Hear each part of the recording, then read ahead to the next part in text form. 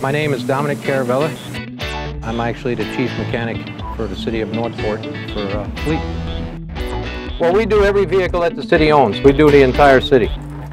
So that includes your PD, fire, sanitation, public works, your building department, landscaping, because we do, lawnmowers as small as that all the way on up. Anything the city owns that has a motor on it, we do it here.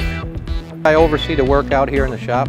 I just make sure it's flowing. If somebody has a problem or if they're running into something they're not familiar with, then the two of us would get together and try and figure it out and do the best we can and get it up and going. I started out when I was young, went to a trade school, graduated from there, and started off doing oil changes and things. Well, I was always interested in transmissions, and I became a transmission mechanic for many years. I came down here, I used to vacation down here. My mother-in-law lived here, my in-laws, and when we used to come down on vacation for 2 weeks, I sort of liked the area. I've got 3 kids. My daughter is a high school teacher at the high school here in Northport. My son's an officer for Northport. My wife works for Northport, and I work for Northport.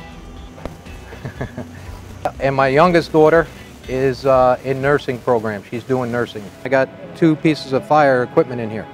Now, if we don't repair them or this or that, the fire department's without that equipment, so they can't service the general public. We have to get that thing running, get it fixed best we can, get it back to them, and then they put it in service for the public. It's incredibly important. I mean, all right, we'll take, for instance, that rescue, all right? We're gonna fix that rescue, we're gonna do what we can, right? You call, that rescue comes to your house, boom, somebody's having a heart attack. They throw them in that rescue, they take it. It better make it from point A to point B. So I have to make sure that everything is running as best as it possibly can. That's the matter of life and death. Same thing with an officer of the law. If that guy is running, he has to be able to hop in that car. He relies on that thing to start, drive, and perform like he wants it to. My job to keep it working that way so he can do his job. I can't speak for everybody in here. For me, it's the reward of knowing that that vehicle is repaired, it's back out there in the field, it's doing its job, that man's doing his job, so I feel like I did my job. It's just a gratification of doing the repair. I love my job. I mean, I wouldn't really, I can't see myself doing anything else. We have a hydraulic leak, so I got to change a hydraulic line from the tank all the way up to the main control. So we got to take it off. I got to get a pan. Steve, can you grab one of them pans from over there, please? One of them drain pans. Thank you. We'll be making a hydraulic hose on our hydraulic machine. Let me get the operator to get his lunch bucket out of there. I need you to get your lunch bucket. I got to lift the cab. I got to get in the back, if you can.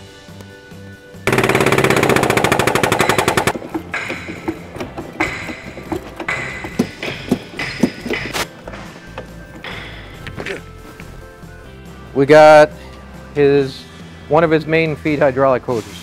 What happened to it? It blew out. It actually had a hole in it and it was leaking. We're going to make one right now. I'll show you how we do that.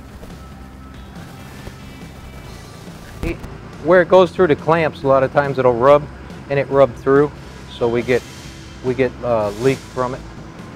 So we're just going to replace the whole thing, and we make them here. We have all the dies, so I just got to get the fittings from the parts department, and we're just going to make it. So we generate work orders, and then they issue all the parts for the vehicle to be repaired, and it basically goes on this work order.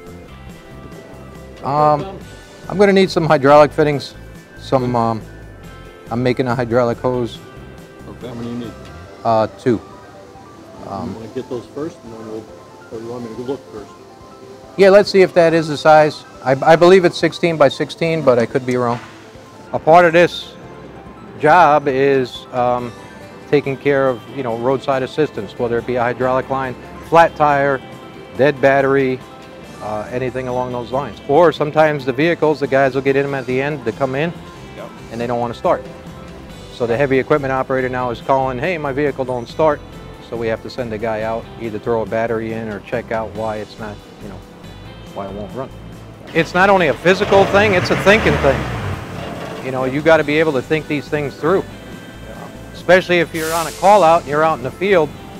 Now there's, you know, I mean, yeah, they can touch base, you can call in and get assistance, but a lot of times you got to be able to, you know, you got to think on your feet, as they would say.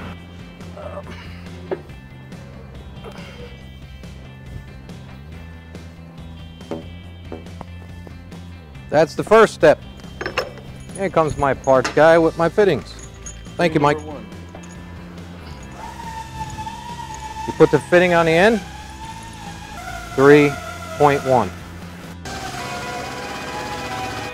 It could take some time. It depends on, you know, like right here we're dealing with 1-inch line, but if you were to deal with bigger size line, it could take some time. Usually it takes about 20 minutes, a half hour, you know, give or take. That's removing the part, making the line, and possibly putting it back on. And that's what it looks like. That's finished product. A lot of times I like to add sleeve. What this is, if that line should ever blow out and get a hydraulic leak, this restricts it. So instead of spraying, it's just going to ooze out of this outer liner. Okay. So it's a protective casing for the operator and whoever is nearby when it actually springs the leak.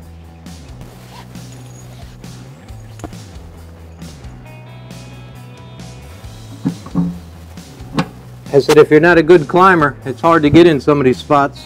We're testing the hose that I made, the hydraulic hose, making sure it isn't leaking, and all the functions on the truck work properly.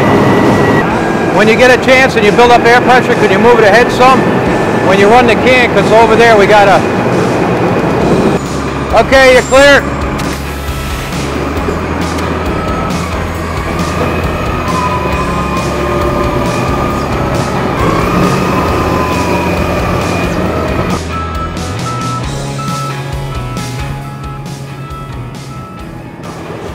Have a good day.